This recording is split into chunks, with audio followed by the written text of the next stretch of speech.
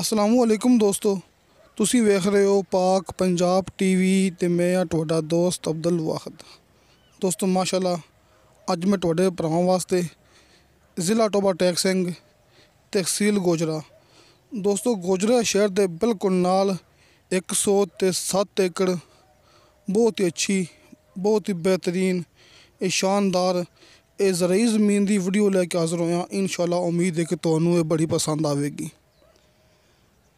बड़े दोस्त कॉल करते सी कि तुसी सिर्फ अपना बहावर नगर ते पाकपतन के इलाके च ज़मीन दिखा रहे हो। अज माशाअल्लाह आप तुहानू भरावां नू एक बहुत ही अच्छी, बहुत ही बेहतरीन ये ज़मीन दिखा रहे हैं, जिहड़ी कि गाँव के बिल्कुल नाल ते लिंक रोड के उपर इंदा 5-6 एकड़ का फ्रंट।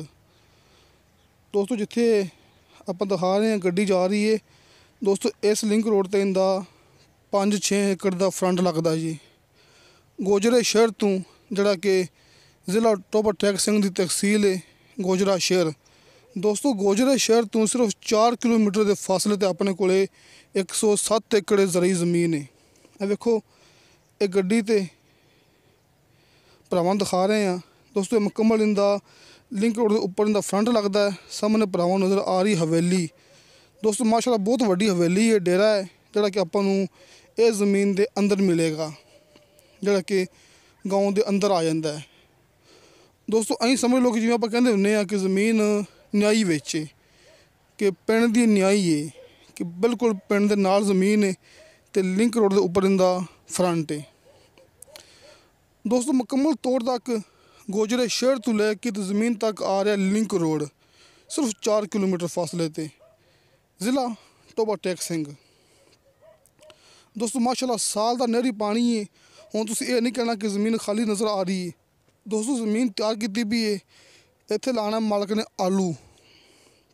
दोस्तों आलू की काश्त वास्ते ये ज़मीन बिल्कुल तैयार की पई है कि एक दो दिन के इत्थे आलू काश्त किया जाएगा। आ देखो मुकम्मल भरावां आप दिखा रहे हैं कि ज़मीन का बहुत वड्डा फ्रंट है इंदा लिंक रोड का। आ देखो सामने लिंक रोड है दिखा रहे हैं आप, जिहड़ा कि गोजरा शहर तो आ रहा है।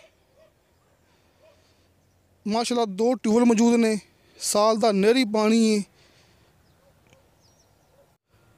दोस्तों ये हवेली भरावां आप फिर दिखा रहे हैं, ये आपां नूं इस ज़मीन के अंदर मिलेगी। इस तो इलावा दोस्तों इत्थे 80,000 रुपया ठेका चलता पिया है। तो ये गल मैं भरावां नूं दसदा हुंदा बार बार कि ज़मीन का ठेका जिन्ना होवे असीं उन्ना दसदे हुंदे आ। असीं वध ठेका दस के ते ज़ाहिर कि अपनी बेइज्जती नहीं करवा सकते, कि जिहड़ा दोस्त मौके ते आवेगा ठेका अगर घट होवेगा तो साडे ते एतराज़ आवेगा, लोग साडे ते एतराज़ करनगे, साडे कोल किसी ने ज़मीन नहीं खरीदनी हैगी, साडी किसी ने वीडियो नहीं देखनी हैगी। इस वास्ते ठेका जिन्ना हुंदा है आपां उन्ना ही दसदे हुंदे आ। साडे इलाके ठेका चलदा पिया आरफ वाले च 90,000 तो लैके ते 1,20,000 तक। ये भी अपनी गारंटी है, मौके तक चेक कर सकते जी। जिहड़ी ये भरावां नूं ज़मीन दिखा रहे हैं 107 एकड़, इत्थे 80,000 तो लैके ते 90,000 तक ठेका है फी एकड़ के हिसाब नाल।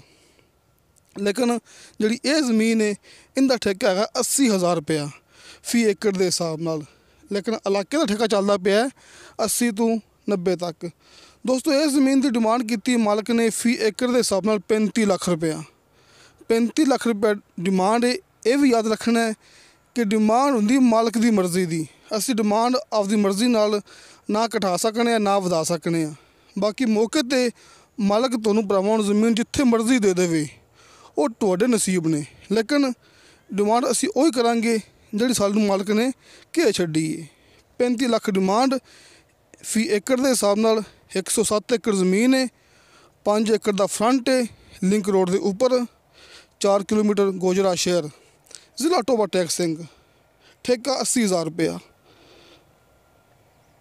तो दोस्तों आपां नूं तुहानू भरावां नूं अपना WhatsApp number and call number ये सामने स्क्रीन ते जिहड़ा कि अपना ऑफिस हैगा ये नज़र आ गया होवेगा, क्योंकि मैं तस्वीर खिंच के सामने स्क्रीन ते लाई हुई है। तुसीं इत्थों अपने कॉल नंबर ते WhatsApp नंबर देख सकते जी। ये जिहड़ा भाई शफकत साहब का नंबर हैगा ये भी अपने नाल ही काम करते हैं। तुसीं इस नंबर ते कॉल भी कर सकते जी, WhatsApp नीचे मेरा नंबर है, ऊपर भाई शफकत का नंबर है। तुसी किसी भी नंबर ते कॉल या व्हाट्सएप ते मैसेज कर सकते जी। तो दोस्तों तुहानू साडी वीडियो पसंद आवे, साडी वीडियो लाइक ते शेयर ज़रूर करो, अपने बेहतरीन जो कमेंट्स लेके भेजो। इंशाअल्लाह ताला मिलांगे अगली वीडियो ते। खुदा हाफिज़।